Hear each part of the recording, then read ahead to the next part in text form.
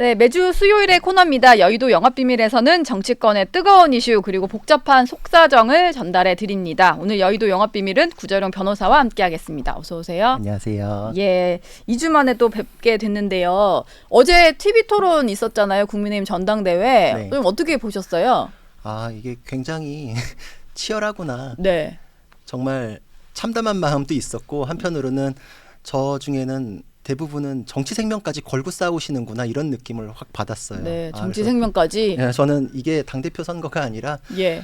정치 생명 걸고 싸우는 거구나. 그래서 정말 별별 얘기가 다 나오는구나. 네. 거의 뭐 대선급이다. 뭐 이런 그 정도 치열하다 이런 느낌을 받았습니다. 예. 그동안 좀 친윤 중진으로서 잠잠하게 계셨던 약간 중립을 지키는 것 같았던 이제 권성동 의원이 어제 SNS에 글을 올렸는데 그 여사 문자를 놓고 지금 사과 의사가 있었냐 없었냐 이런 걸 할 때가 아니라 오히려 이제 사과 표명이 필요하다 이런 얘기를 했어요. 뭐 한동훈 후보를 향해서 한 얘기인데 이 글은 좀 어떻게 보셨습니까? 뭐 하나의 의견이겠죠. 근데 어차피 누구의 사과가 필요한지에 대해서는 누구의 잘못인지가 먼저 확정이 돼야 되니까 예. 사실관계에 대한 부분이 더 제대로 다루어져야 된다 이런 생각을 하거든요. 무턱대고 누군가는 책임져야 되니까 누군가 사과해라 이렇게 하는 거는 굉장히 폭력적인 언사일 수도 있어요. 예. 책임이 있는지 없는지 그 책임의 경중이 어떤지 네. 따져볼 필요가 있다 이런 생각이 들고 그랬기 때문에 지금 여러 가지 주변 사람들의 뭐 증언, 진술 이런 게 튀어나오는 것들이 새로운 내용들이 많거든요. 뭐 네. 좀 이따 얘기하겠지만 진중권 교수 얘기도 나오고 이런 예. 것들이 쭉 그 문자에 대해서 진정성 논란이 일단 있잖아요. 네. 그 문자만 갖고 해석하는 게 옳은지 문자 내에서도 지금 해석이 갈리는 마당에 예. 그 문자를 놓고서 주변 그때의 상황과 함께 봤을 때 이 문자가 정말 사과한다. 그럼 한동훈 후보가 오케이 했으면 바로 사과할 수 있었냐. 네. 이런 거를 논하는 게 먼저겠다라는 생각을 하고 예. 지금 사실 저는 그 문자 논란이 대통령실에도 부담을 줌에도 불구하고 공개가 된 것이 좀 안타까워요. 그리고 이게 뭐 여사가 개입하고 있다 뭐 이렇게도 하지만 뭐 문자는 사실 한동훈, 김건희 둘 사이에서만 오고 간 거니까 그렇죠. 두 사람 중에 한 명이 오픈을 한 건 맞죠. 그렇죠. 근데 거기에 하나의 가능성이 더 있을 수 있다는 생각은 해요. 네. 김건희 여사가 나도 총선을 위해서 여러 가지로 노력을 했음에도 불구하고 이런 일이 벌어졌다라면서 측근 누구에게만 보여줬을 수 있는데 네. 그 측근들이 그걸 가지고 이번 전당대회 타이밍에 이용하는 가능성도 있을 수 있거든요. 그러니까 여러 가지 가능성을 놓고서 얘기해야 되는데 용산과 한 후보 사이의 갈등을 조장하는 것이 이익이 되는 누군가가 있을 수 있다는 가능성 네. 그것까지 놓고서 함께 얘기할 필요가 있지 않나. 그리고 그때 당시의 상황에 대해서 예. 지금은 이제 문자가 공개돼서 그 문자를 지렛대 삼아서 한동훈 후보를 공격하는 측에서는 사과를 이끌어냈어야 한다. 이제 이런 거를 기정사실화해서 진정성이 있었다 이렇게만 하는데 그 문자에 대해서 한 후보를 공격하는 논리를 만들기 위해서 사과 필요성을 이제서야 주장하시는데 선거 국면에서 제가 비대위에 있었잖아요. 네.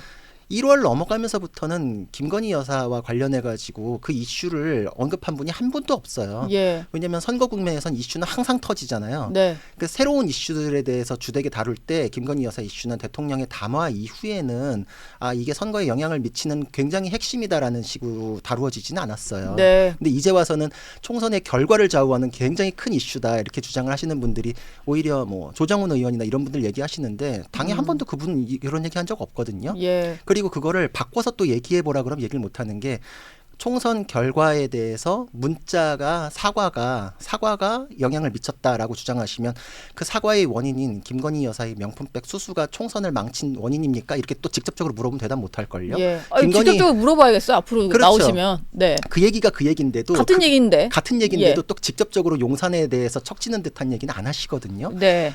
이게 그쪽에 대해서는 뭐 의견이 다를 수 있다 이런 식으로 뭐 항상 뭐 열어놔요. 열어놓고서 어쨌든 한동훈 후보의 잘못이다 이렇게 하는데 제가 뭐 그때 상황이라는 거에 대해서는 항상 저는 정치권에서는 예. 말이 아니라 행동을 봐야 된다 이렇게 얘기를 드리고 실제로 저도 살면서 항상 그렇게 여겨왔거든요. 네. 한번 예를 한번 들어볼게요. 누가 저한테 이제 상담을 오셨어요.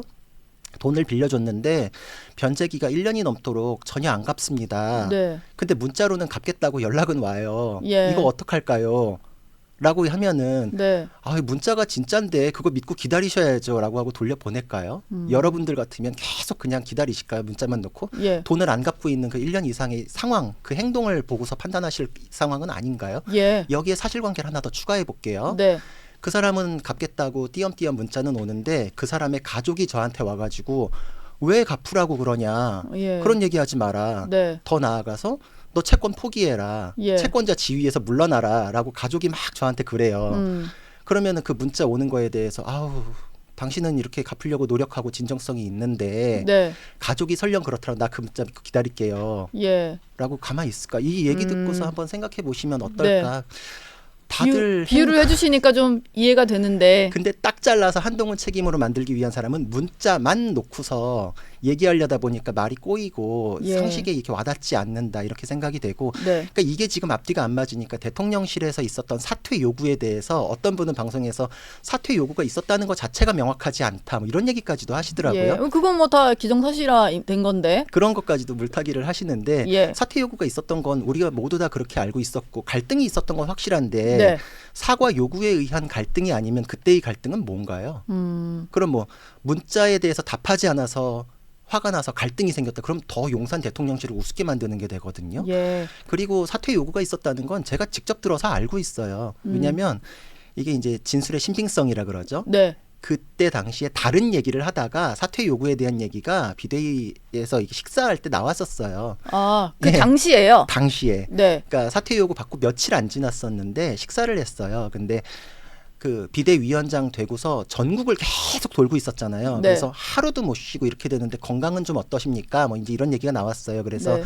한동훈 당시 위원장이 정말 하루도 못 쉬고서 전국을 다니는 게 이제 무리가 된다. 그래서 정말 반나절이라도 쉬어야겠다. 안 그럼 정말 병나서 큰일 날 것 같다라고 해서 이날은 좀 쉬어야겠다라고 했던 날이 있었는데 그날 사퇴 요구 받았다. 예. 그래서 몸과 마음이 더 힘들었다. 이렇게 다른 건강에 대한 얘기하다가 지나가는 얘기로 그 얘기가 좀 있었. 슬쩍 얘기가 나왔군요. 그렇죠. 그래서 우리끼리 식사하면서 한 얘기였고 그때 다른 얘기하면서 했는데 이렇게 몇 달 뒤에 이게 이슈가 될 것을 예상해가지고 저희한테까지 밑밥을 깔아놓을 리는 없잖아요. 네. 그러니까 신빙성 그렇죠. 있게 그 당시에 이거는 근데 언론 얘기하고 완벽하게 맞잖아요. 네. 그러니까 지금 와서 물타기 하시려는 분들 때문에 제가 한 번 더 짚는 건데 네. 갈등이 있었던 것도 팩트고 그때 사퇴 요구가 있었던 것도 팩트인데 예. 그 갈등의 원인이라는 거는 사과 거부잖아요. 그렇죠. 사과 거부가 대통령실에서 있었는데 김건희 여사에 대해서 사과를 별도로 이끌어낼 수 있었다? 저는 그거는 좀 맞지 않는 얘기다. 네. 그리고 빗대서 좀 얘기 더 깊게 하자면 예. 이게 김건희 여사는 심지어 당원도 아니세요. 그렇죠. 당원도 아니세요. 네. 공직에 있으신 분도 아니고 당 차원에선 당원도 아니신 분에 대해서 문자를 주고받는다. 그리고 예전에 뭐 정청래 의원이나 이런 사람들이 엄청 공격했을 때 왜 김건희 여사와 문자를 주고받았습니까? 그때 내용이 중요한 내용도 아니었음에도 연락을 주고받는 것 자체를 문제 삼았었잖아요. 예. 그 이후에 어제 토론해 보니까 그 이후로 더욱더 그런 사적인 연락을 조심해야겠다는 생각을 했습니다. 이런 얘기도 했고 그 내용 자체가 공적인 얘기에 관한 것이면 거기에 어떤 말을 섞어주는 것 자체가 나중에 캡처돼서 돌아다니면은 큰 논란이 되고 정권을 더 힘들게 할 수 있다라는 생각이 있을 수밖에 없죠. 네. 이거는 또 그 비슷한 태도를 알 수 있는 게 한동훈 위원장이 3월 달에 언론의 인터뷰 지금 검색해보면 아마 나올 거예요. 나는 공천에 대해서 전혀 개입하지 않는데도 불구하고 여러 사람들이 나한테 자기 자신을 뭐 알리는 이력서를 보내거나 주변 사람을 추천하는 메시지를 많이 보낸다. 네. 그에 대해선 부적절하니까 일십한다. 서운하신 분들도 많겠지만 어쩔 수 없다. 아예 그런 거에 대해서 말을 진행하지 않는다라는 의견을 보이신 적이 있고 지금 인터넷 검색해보면 나올 거거든요. 예. 이 대화가 예를 들어서 공천에 대해서 누군가에게 대해서 오케이 한다. 이건 그냥 다 뒤집어지는 말도 안 되는 일이니까 그렇죠. 생각할 수 없고 예. 만약에 그거에 대해서 좋게라도 이러저러해서 어렵습니다라고 하면서 그 캡처가 돈다라고 하면 사람들이 또 공격할 때 그러겠죠. 민주당에서 이런 논의를 하는구나. 이 사람하고는 이렇게 돌려가지고 사양했겠지만 다른 사람 건 받았나요? 예. 라는 얘기를 공격을 받겠죠. 이 대화는 그쪽에서 일방적으로 보냈지 저는 그거에 대한 거는 전혀 채널이 아닙니다. 저는 그거에 관여하지 않습니다. 네. 이런 식으로 얘기하기 위해서는 말을 섞지 않는 게 공적인 일과 사적인 일을 엄격하게 구분하는 게 맞죠. 그리고 문자에 대해서 공적 채널로 충분히 얘기를 하고 의견 표명을 해서 사퇴 요구까지 받은 마당에 사적 채널로 별도로 하는 것이 그때에서만 사과가 가능했다라는 논리를 세우신다면 용산 대통령실을 굉장히 공경에 빠뜨리는 거다. 네. 공적 채널에 의해서 결정하셔야지 대통령실의 권위도 쓰고 그게 투명한 절차인데 공적 채널은 그랬지만 비록 네. 그랬지만 여사하고 별도로 소통해야 된다라는 논리시라면 이게 지금 민주당에 나중에 청구서가 계속 나올 거예요. 민주당이 이제 이거 끝나면 지금도 이제 이걸 지렛대 삼아서 특검 얘기를 계속 꺼내더라고요. 예, 그럴 것 같아요. 예, 근데 여사에 대한 특검 얘기는 도이치모터스 특검이랑 양평땅에 대한 특검 얘기를 이미 지금 걸어놨거든요, 민주당에서. 네. 예. 그럼 만약에 다른 후보들이 당대표가 되셨을 때 민주당에서 공격을 하거나 비아냥으로 이렇게 얘기할 거예요. 이 특검에 대해서 김건희 여사로부터 문자 받으셨습니까? 문자로 소통하시나요? 이럴 때는 또 그때 가서는 아닙니다 이러실 수 있나요? 지금은 소통하셔야 된다 그러면서 예. 앞으로 계속해서 이거는 당을 좀 위축되게 만들고 네. 운신의 폭을 좁히고 그 이후에 대통령실이나 여사에 대한 특검에 대해서도 논리를 빈약하게 만들기 때문에 정말 아무리 당대표 이 경선이 뭐 정말 치열하다고 하더라도 네. 이 문자에 대해서 논란을 확대하는 거는 누구에게도 도움되지 않는다. 예. 나중에 수습할 것까지도 예상해 가시면서 하셔야지 되고 그런 분들이었다면 이렇게 공개해서는 안 됐다. 예. 한편으로는 그래서 이거를 뭐 어떤 사람들이 공개하고 있다라는 보도들도 꽤 나오잖아요. 예. 뭐 근데 추정되는 사람들이 좀 있죠. 근데 그거에 대해서는 가능성도 한번 생각해 볼 수는 있다고 생각을 해요. 왜냐면은 동업 관계나 친구 관계에서 이런 경우들 많아요. 이제 경험으로 아마 많으실 텐데 세 사람이 있어요. 네. 근데 두 사람이 그 중에서 막 싸워요. 그 중에 이제 한 명이 이쪽도 붙었다 저쪽도 붙었다 막 이러는데 두 사람이 화해해버리면 이 사람이 붕 떠버리거든요. 그렇죠. 그런 사람들이 아마 국민의힘 내부에도 있지 않을까. 아. 그분들은 용산 대통령실이 위축되거나 나중에 부담을 안게 되더라도 자기 자신이 굉장히 중요한 거 아닐까? 뭐 그런 가능성도 생각해 볼 수 있다고 붕뜬 생각합니다. 사람이 있을 수 있다. 뭐 이런 말씀이셨고 아까 얘기하다가 잠깐 나왔는데 진중권 교수의 글을 저희가 좀 짚어서 얘기를 해볼까 합니다. 오늘 새벽에 현지에서 올린 글인데요. 문자 내용에 관해서 지금 한동훈 후보 측 해명이 다 맞다고 하는 게 진중권 교수인데 자기가 왜 맞다고 하는지에 대한 근거를 올렸어요. 이게 총선 직후에 김건희 여사와 57분간 통화를 하면서 직접 들은 내용이다 이거거든요. 그러니까 뭐 정리를 해보자면 이겁니다. 여사는 사과 의지가 본인 스스로는 있었는데 주변에는 극구 말렸고 한번 사과하면은 계속 사과해야 되고 정권이 위험해질 수 있다. 뭐 이런 것 때문에 사과를 하지 못했다 이런 얘기거든요. 저 얘기인즉슨 한동훈 후보가 확인을 했다는 여사 주변은 대통령까지도 사과해서는 안 된다는 논리가 이제 가득 차 있었다 이런 거잖아요. 그렇죠. 저는 저 얘기 듣고 솔직히 놀랐어요. 예. 김건희 여사가 진중권 교수하고 저렇게 가깝구나. 57분이나 통화하는 사이시구나. 네. 총선 직후에. 예, 그것도 놀랍고. 저는 놀랐어요. 예. 그리고 선거와 사과에 관해서 진중권 교수하고 저렇게까지 얘기를 하시는구나. 근데 왜 한동훈 후보 당시 비대위원장에게는 문자 이렇게 하고 정작 한 몸이라고 할 수 있는 가장 가까운 윤 대통령과는 소통이 안 되셨을까? 예. 그 대통령실의 정무 라인들이 다 있잖아요. 네. 왜 거기서는 그러면은 어떤 내용이 논의가 됐다거나 이런 얘기는 없을까? 그냥 대통령실 입장은 사과 불가였으니까. 예. 저는 그래서 더 의아해요, 사실. 그리고 사과에 대해서 할 마음이 있었는데 주변에서 말렸다라고 하시면 그 주변은 대통령실이거나 뭐 그렇지 한동훈 후보 쪽이 아니잖아요. 예.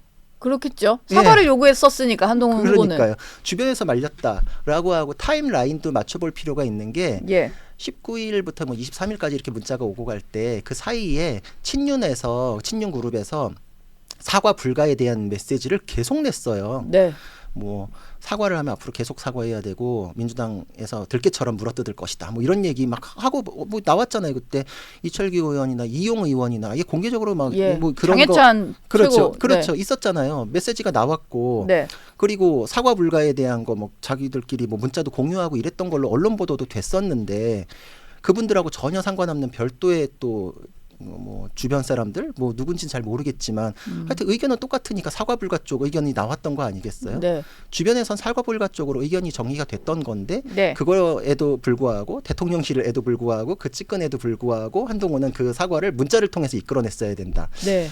그렇게 이렇게 중대한 문제라고 생각하셨으면 1월 이후에 한 번이라도 얘기하신 분 있는지 언론 기사 한번 찾아보면 대통령 담화 이후에는 사과 요구 이런 거 없었고 네. 총선 이후에 예. 그것을 원인으로 꼽는 발언이나 기사 하나도 없어요. 예. 오히려 3월에 있었던 용산발 사면타에 대해서 뭐 이종섭 대사나 황상무 수석이나 의대 정원 문제에 대한 문제 이거를 다뤘지. 근데 또 그러면 사과에 대한 거를 총선에 대해서 하는 게 한동훈 후보에 대한 공격용이 아니라면 그 용산발 사면타에 대해서도 총선 책임이라고 인정하냐 그거에 대해서 주장하냐 그러면 지금 또 친윤 쪽에서 말씀하시는 분은 그거는 또 이제 또 열어놓더라고요. 얘기 예. 안 하시고 그러니까 맥락이 없어서 사실 이 문자 논란이 저는 이해는 잘 안 됐었어요. 저도 사실 이게 지금 공개된다고 누구에게 득이 될까라는 생각도 좀 들고 여러 가지 좀 논란인 것 같은데 또 진중권 교수 같은 경우에는 한동훈 후보를 공격하는 쪽에서 봤을 때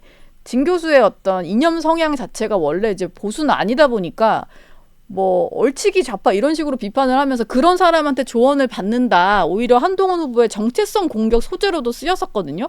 근데 지금 보면은 김건희 여사가 57분이나 통화하면서 여러 가지 조언을 구할 정도의 사이인 것 같아서 이건 어떻게 된 걸까요? 제가 그래서 이런 게 참 마음이 아파요. 당 내에서 있는 얘기는 나중에 수습할 것까지도 두수세수 앞을 내다보면서 지금 얘기를 하셨으면 좋겠는데 네. 지금 당장이 너무 절박하고 급한 사람 혹은 어떻게 되든 내 자리 지키는 거 혹은 내가 어떤 자리 가는 거가 중요한 사람들은 당이나 뭐 대통령실이나 부담이 있고 이런 건 다 나중 문제고 일단 내가 급하다 뭐 이런 식으로 가는 분들도 있는 것 같아서 예. 그게 너무 안타까운데 네. 진중권 교수나 김경률 회계사에 대해서는 사실 그때 예전에 보도자료나 다 이렇게 있잖아요. 대선 때부터 윤석열 대통령이 집으로도 초대하고 조언도 얻고 앞으로 뭐 그 어떤 뭐 메시지나 이런 거 내는 건에 대해서도 조언 좀 해주라. 김중권 교수가 공개적으로 얘기한 적도 있어요. 윤 대통령께서 그런 요청도 하셨다. 네. 근데 지금 김경률 회계사나 진중권 교수는 실제로 본인들이 얘기도 했고 실제로도 총선 이후에 한동훈 후보하고는 소통이 없어요. 진중권 교수도 밝혔잖아요. 정말 예. 사소한 안부 연락 한 번도 해본 적이 없다. 예. 김경률 회계사도 어떤 뭐 보도가 나오는 사실관계에 대해서 하나 확인하려고 연락 온 거 이외에는 소통해 본 적이 없다. 이랬는데 네. 그때 정말 우리는 수세에 몰린 입장에서 중도나 이렇게 확장을 위해서 그분들의 그 이미지가 필요했던 건데 소통이 있기 때문에 좌파다라는 논리를 그게 논리일 수 있는지 모르겠는데 그 논리는 다시 또 윤석열 대통령에 대해서 부담을 지우는 거거든요. 네. 거기까지 왜 생각 안 하고 그냥 막 지르시나 그분들하고 소통이 있는 거를 그럼 따져볼까요? 이렇게 뭐 사실관계를 얘기하게끔 만드는 그분들 참 무책임하다 이런 생각을 합니다. 좀 내다보고 좀 지적을 해야 되는데 결과적으로 이제 당에 다 부담이 되는 뭐 그런 그렇죠. 저는 공격. 그래서 그분들이 윤석열 대통령에 대해서 결국은 정말 운신의 폭을 좁히고 결국은 부담을 드리는 사람들이다. 네. 라고 생각을 해요. 예. 윤 대통령 생각하시면 이 논란을 이런 식으로 소비해서도 안 되고 나중에 수습은 이런 식으로 하겠다 플랜 없으면 정무적으로는 외부로 메시지 나가는 거에 대해서는 굉장히 조심해야 되거든요. 네. 사과 요구나 이런 것들도 그때 한동훈 위원장이나 이렇게 당 차원에서도 예를 들어서 네. 지금은 또 사과 요구도 명백하진 않았던 거 아니냐 뭐 이런 얘기까지 하는 분이 있어요. 근데 예. 정말 그러면 언론에 대고 화면 나와가지고 사과하십시오 이렇게 하면은 용산에서 절대 불가 뭐 이런 식으로 하면 굉장히 대놓고 충돌이잖아요. 네. 앞에서 메시지는 운신의 폭을 굉장히 확보해주는 차원에서 이렇게 열어놓고 뒤로 계속 이렇게 의견을 전달해서 대통령실에서 스스로 결단을 내린 모양새를 해야지 대통령을 제대로 보필하는 것인데 예. 문자도 공개하고 그거에 대해서 그런 식으로 했었어야 된다라고 하는 거는 오히려 대통령실이나 윤석열 대통령 혹은 이제 여사님을 굉장히 곤란에 빠뜨리는 거고 그거에 대해서 이런 식으로 진행해 오고 사적인 대화에 대해서 공개하지 않으면서 자기가 두드려 맞는 한동훈 후보가 결국은 정말로 용산 대통령실의 운신의 폭을 넓히고 지켜주는 거 아닌가요? 저는 네. 그런 생각을 합니다. 알겠습니다. 그 원희룡 후보가 조금 전에 나오셔가지고 어제 토론회에서는 직접적으로 얘기를 안 하셨는데 한동훈 후보가 비대위원장이던 당시에 공천 과정에서의 어떤 좀 사적 개입 의혹에 대해서 좀 추가적으로 설명을 하셨거든요. 아마 비례대표 공천 과정에서의 좀 문제다 이렇게 보시는 것 같아요. 그래서 그 공천에 영향을 줄 수 없는 사람들이 조금 이제 개입을 했던 의혹을 말씀을 하셨는데 당시 뭐 비대위원이셨으니까 물론 이제 개인 선거 뛰셨지만 실제로 좀 그런 의혹을 살 만한 어떤 정황들이나 이런 게 좀 있었나요? 그거는 의혹을 제기하는 쪽에서 밝히셔야 되는 문제지. 예. 뭐 이렇게 띄워놓기만 하고 증거는 안 나오잖아요. 네. 예를 들어서 제가 총선 백서에 담기지 않겠냐 막 이러시던데요. 뭐 그런 추측성으로 그걸 근거를 삼으시면 네. 제가 예를 들어서 노은지 앵커 사실은 외계인입니다. 예. 외계인이 아니라는 증거를 대보세요. 못 대세요? 외계인 맞네? 네. 이런 거 똑같아요. 그런 수준이군요. 그렇죠. 네. 그런 수준이죠. 그리고 이제 저는 제 얘기로 근거를 삼는 거를 좀 조심스럽게 하지만 저는 솔직히 말하면 인재 영입될 때 단수 공천에 대해서 진행하겠다는 얘기도 있었어요. 예. 근데 오히려 한동훈 위원장이 들어오면서 경선 2번 했어요, 저는. 네, 맞아요. 결선까지 가셔가지고. 예, 저는 그래도 수용했어요. 한동훈 위원장이 투명하게 하겠다 그러니까 그때 네. 뭐 비대위원들은 다 비례대표 가는 거 아니냐 뭐 이런 얘기도 있고. 그러니까 안 챙겨줬네요. 비대위원인데도. 안 챙겨주고 말고의 문제가 아니라 공정하다고 생각했기 때문에 제가 예. 받아들였던 거거든요. 네. 근데 근거도 없이 사천 논란 뭐 이런 그때 당시 오히려 충돌했던 이철구 의원께서는 제가 비례대표에 대해서 추천하는 게 뭐가 잘못됐습니까? 뭐 이런 얘기도 공개적으로 하셨잖아요. 충돌했을 네. 때 예. 주변에서 온갖 사람들이 명단에 대해서 얘기하시고 추천도 하고 뭐 발언도 하고 충돌도 하셨었는데 네. 그거에 대해서 본인들 거는 다 가능한 주장이고 한동훈 후보 쪽에서는 뭐 뭔가가 있을 것 같은데 뭐 어딘가는 밝혀지겠죠. 어딘가는 담기겠죠. 이거는 예. 사실 지금 당장 그런 의혹을 띄우는 게 아니라 그게 확인되고 그 근거를 가지고서 이제 문제 제기를 하셔야 되는 문제라서 이게 아까 제가 정말 아무리 뜨겁다고 과열됐다고 하더라도 이거는 좀 너무 마음이 아프다라고 했던 영역 중에 하나인데 근거 이씨 하셔야 돼요. 뭐든지. 네. 근거 이씨. 근거 이씨. 그리고 아니면 네가 밝혀봐라. 이거는 예. 이제 뭐 그렇지. 예. 너무 억울한 공세네요. 그게 그쵸. 좀 너무 일방적이고. 그럼 갑자기 노은지 앵커 외계인 되셨잖아요. 예. 그렇죠. 이러면 저는 안 외계인이 돼요. 아닌데. 그러니까요. 예, 알겠습니다. 이재명 전 대표 얘기로 좀 마무리를 해볼게요. 마지막 질문인데요.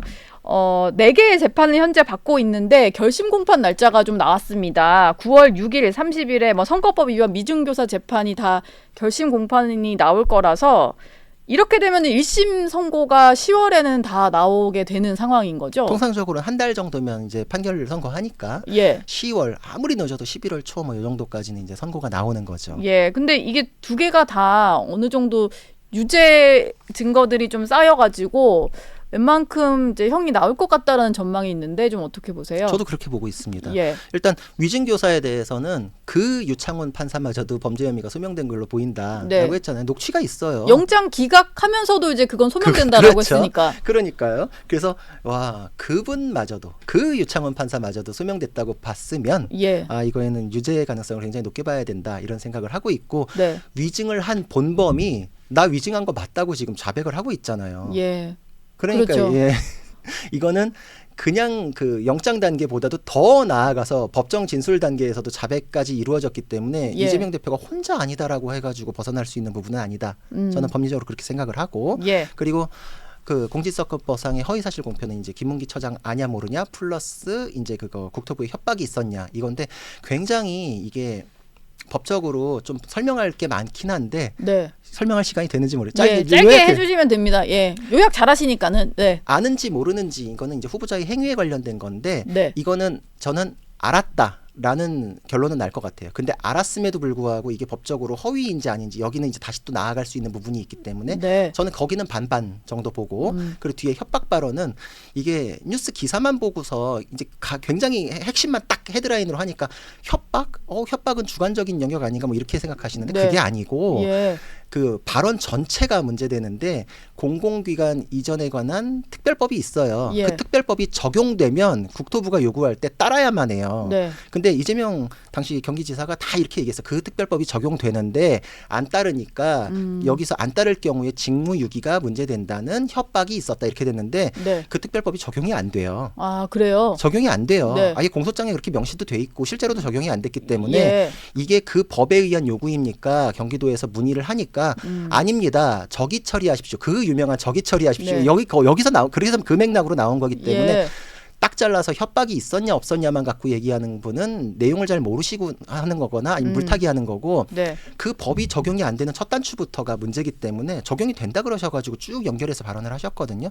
저는 그건 유죄 가능성 매우 높게 보고 있습니다. 예. 알겠습니다. 법 얘기를 하니까 또 쏙쏙 이해가 돼서 다음 시간에 좀 이 얘기를 길게 해봐야 될 것 같습니다. 오늘 구자랑 변호사와는 여기서 인사 나누겠습니다. 고맙습니다. 감사합니다.